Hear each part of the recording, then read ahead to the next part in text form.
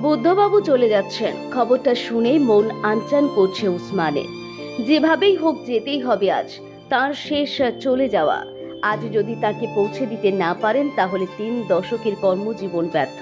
কিন্তু যাবেন কিভাবে? ব্রেন স্ট্রোকে শরীরে একাংশ পড়ে গিয়েছে, একা হাঁটতে পারেন না, অন্যজনের সাহায্য লাগে, তবুও তাকে যেতে হবে। ওয়েট করছেন বুদ্ধবাবু, আজ লেট করলে চলবে না।